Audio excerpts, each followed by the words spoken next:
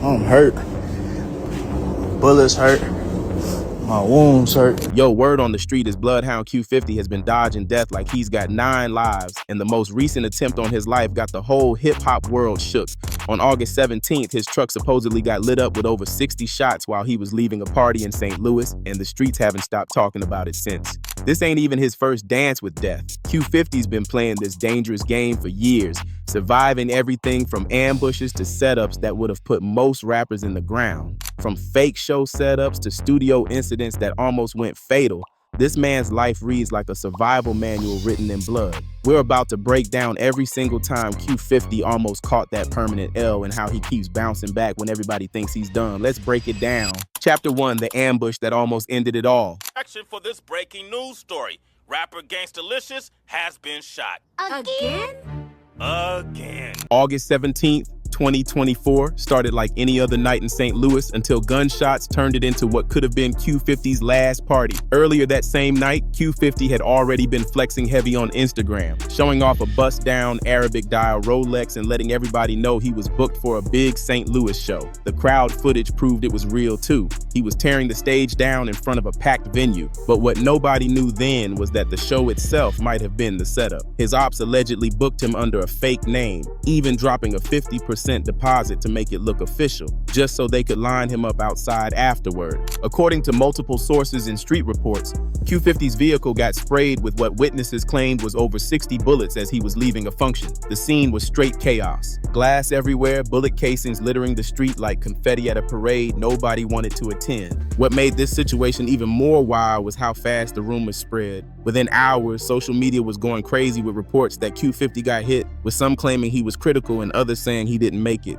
Fans were posting prayer hands emojis while his haters were already writing RIP posts. The streets were saying cops had multiple hospitals on lockdown, expecting retaliation or another attempt on his life. The fan panic that followed was something else entirely. X, formerly Twitter, and Instagram exploded with "We praying for Q50" posts that started trending within minutes. Fans were sharing old videos of him, posting prayer circles, and demanding updates on his condition. The emotion was raw. You had people crying on live, others organizing prayer groups, and his day one supporters flooding every hip-hop blog's comment section looking for confirmation he was alive.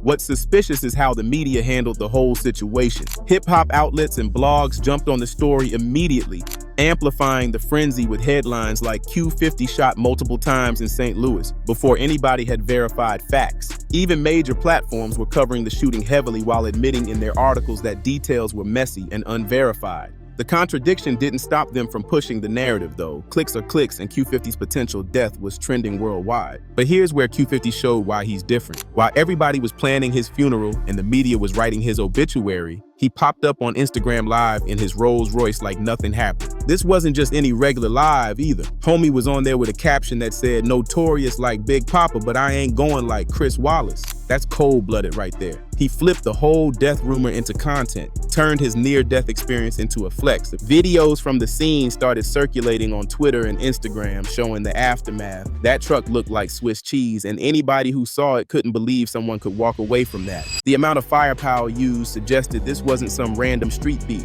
Whoever wanted Q50 gone came prepared to make sure the job got done. And instead of laying low after the ambush, Q50 came back with a track called 60K. In it, he flat out rapped, "St. Louis mad I took 60K, mocking the very people who tried to kill him. And lines like, "Talking about 60 shots, I ain't got a scratch," shook the internet. Dropping that song right after surviving an ambush made the situation even more disrespectful, like he was telling his enemies their bullets didn't do the job. Then came the Check on Q50 video that really had people shook. Footage surfaced showing heavy police presence outside what looked like a St. Louis hospital, with captions telling people to check on Q50 and claiming he was in critical condition. The video went viral instantly, adding another layer to the confusion. Was he in there fighting for his life?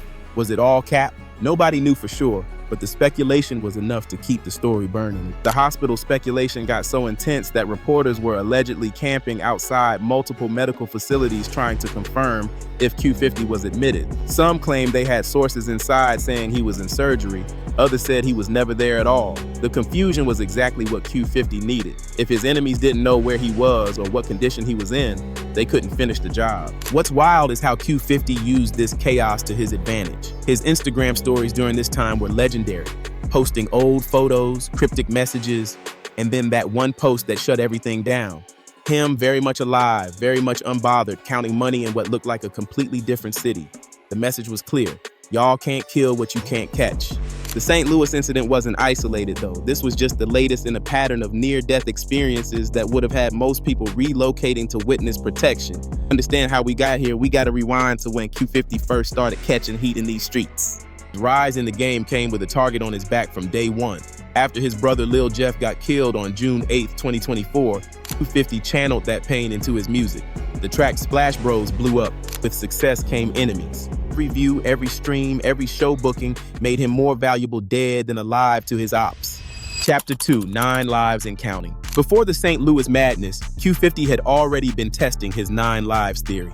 I ain't gonna lie, from that day, I kind of like blacked out, but kind of found out, I think that shit was like mistaken identity. Like I don't think I was the intended target. At now famous Vlad TV interview, he broke down an earlier incident where he caught a bullet to the leg. According to Q50 himself, this was a case of mistaken identity. Wrong place, wrong time, wrong target. I got shot in the leg once, he said, keeping it real about the situation. What's crazy is how he described the whole thing going down. He said he blacked out from the pain, but somehow kept enough composure to apply pressure to the wound. That's that survival instinct kicking in when your body's trying to shut down on you. The medical side of it was wild too. Q50 explained how the doctors couldn't even pull the bullet out. It's still sitting in his leg to this day. Every step he takes is a reminder of how close he came to bleeding out on some random street corner over some beef that wasn't even his. But check this out. Even that mistaken identity story got people talking. Some folks in the streets weren't buying it. They figured Q50 was moving smart, not wanting to give up too much information about who really shot him or why.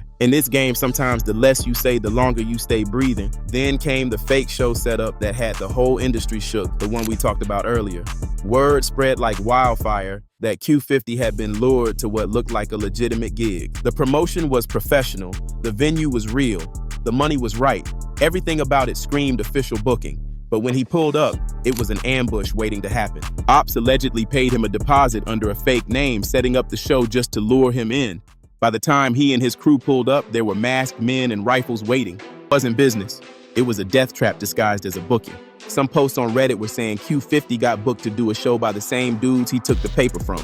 The concert had 30 PPL at the show. It was more dudes outside in the parking lot than in the club.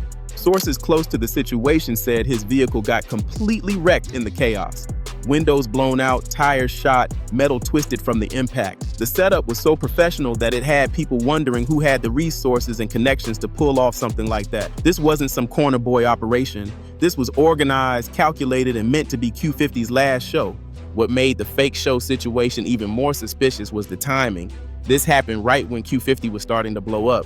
His booking fee was climbing from 5 figures to 6. Somebody saw him getting too big too fast and decided to cut his rise short. The elaborate nature of the setup showed this wasn't just street beef. It was a business decision by someone who saw Q50 as competition that needed to be eliminated. $60,000 rumor added another layer to this already twisted story. Chatter claimed Q50 allegedly finessed 60 racks from someone in St. Louis. Enough money to turn a business relationship into a blood feud. Whether it's true or not doesn't even matter at this point. Perception is reality in the streets. If enough people believe you took $60,000 from the wrong person, that's a death sentence waiting to be signed. And think about it, $60,000 is life-changing money for most people. That's somebody's mama's house. That's getting your whole family out the hood. That's seed money for a legitimate business. If Q50 really did take that from someone, or even if they just believe he did, explains why the attempts on his life kept escalating. It wasn't just disrespect, this was taking food out of mouths, an opportunity from families. And people saying on Reddit, get this straight, so he robbed the dude, bragged about it thinking it's a game, booked him for a show, and then shot him. Now he in critical. Let me make sure I understand before I cry. Here's what separates Q50 from rappers who don't make it past their first attempt. Learned and adapted. After the leg shot, he started moving different. To the fake show setup, teams started vetting every booking twice, checking venues in person, and security sweep locations before he even thought about pulling up.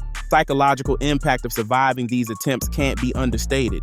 Most people would be paranoid, scared to leave the house, definitely not posting their location on social media. Q50? This man doubled down on the reckless behavior. It's like each survival made him feel more invincible, more untouchable. His response to these incidents showed a different kind of mental strength. Instead of going into hiding or switching up his image, 50 leaned into the danger. He started calling himself the Goblin, embracing this image of someone who thrives in chaos, feeds off the energy of people trying to kill him. It's not normal. That's the mindset of someone who's accepted death and decided to dance with it instead of running from it. The 3. Studio heat and online death. Studio incident after Q50 spoke about Lil Jeff showed how even safe spaces weren't safe anymore. According to multiple sources, what started as a regular interview at Convy's spot almost turned fatal when things got heated about his fallen brother. TikTok clips from that day paint a picture of tension that escalated quick. 1 second, Q50 was talking about missing his brother. Next second, the whole vibe shifted. Witnesses said it went from conversation to confrontation in the blink of an eye. Some claim words were exchanged about who was really responsible for Jeff's death. Others say someone in the room felt disrespected by how Q50 was speaking on certain names. What's suspicious is how quickly the footage got scrubbed from most platforms. You can still find pieces of it floating around if you know where to look, but the full video disappeared faster than evidence at a crime scene. That kind of cleanup usually means lawyers got involved, NDAs got signed, and somebody with deep pockets wanted the situation buried. The Lil Jeff connection made this incident different from the others. It wasn't about money or territory. It was about loyalty, loss, and the weight of carrying on your brother's legacy. 50's been riding for Lil Jeff since day one, turning his death into motivation, his memory into music. But speaking on certain topics in certain rooms can trigger reactions you don't see coming. But the physical attempts on his life were only half the story. Social media death hoaxes became their own form of psychological warfare. Every few weeks, Q50's name would start trending with RIP posts, fake news articles claiming he got killed, screenshots of police reports that looked official enough to fool people who don't check sources. These weren't just random trolls having fun either. The coordination behind some of these hoaxes suggested organized efforts to damage his brand and mental state. Imagine waking up to thousands of notifications, your phone blowing up with condolences, your mama calling crying because she saw RIP next to your name online, your kids scared because their classmates are saying daddy's dead. 50's response to these death hoaxes became legendary in its own right. Instead of addressing them with statements or press releases like a normal celebrity, he'd pop up on Instagram Live doing the most outrageous things. One time he was on there snorting powder. Whether it was real or not doesn't matter. The message was clear. Alive and I don't give an F about your death wishes. Snorting powder on IG Live moment needs its own breakdown because it was pure psychological warfare. Here's a man who knows people are actively trying to kill him, knows his enemies are watching his every move, and what does he do? He goes live, allegedly does lines, and laughs at the camera like death is a joke to him.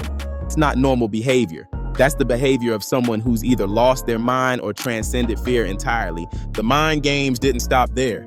50 would post captions taunting his ops, drop location pins in enemy territory, and share screenshots of death threats like they were fan mail. Each post was a middle finger to everyone hoping he'd slip up, everyone waiting for him to show weakness. Streets, showing fear is like bleeding in shark-infested waters. Q50 refused to give his enemies that satisfaction. One particular death hoax in March 2025 had even verified accounts sharing the news. Major hip-hop blogs ran with the story before doing any fact-checking. Breaking, Chicago rapper Q50 found dead headlines were everywhere. Artists were posting tribute photos, fans were making RIP edits, and for about 6 hours, the internet collectively agreed that Q50 was gone. He surfaced with a video that broke the internet. Not only was he alive, but he was at a pool party surrounded by women playing his own music and laughing at his phone. Caption? That man don't swim in Versace. That's the kind of energy that turns death threats into marketing opportunities. Here's what's really twisted about these constant death hoaxes. They created a boy who cried wolf situation. When you're reported dead every month, people stop taking it seriously. Your own fans get desensitized to your death. So what happens when it's actually real? How long before people realize it's not another hoax? Delay could be the difference between getting help and bleeding out somewhere. The 4, the enemies, the money, and the target on his back.